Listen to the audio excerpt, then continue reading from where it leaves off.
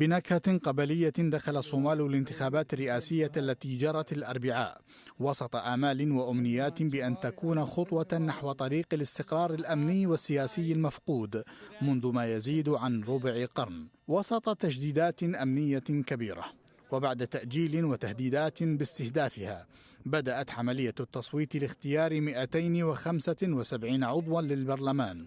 و54 عضوا لمجلس الشيوخ، ليتم بعدها اختيار الرئيس من قبل هذين المجلسين،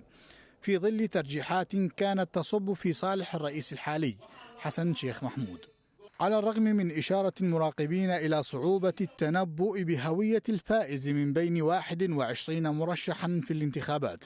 بسبب التداخل بين القبلي والسياسي في هذا البلد، إلا أن التوقعات حصرت المرشحين المحتملين لتولي الرئاسة في 4 أشخاص، كان من بينهم الرئيس الفائز محمد فرماجو والسابق المنسحب حسن شيخ محمود. لم تخلو الانتخابات الصومالية هذه من اتهامات بشراء الولاءات والأصوات من قبل بعض المرشحين، وهو ما أكدته بعض المنظمات غير الحكومية، ما استدعى تصريحات مضادة وغاضبة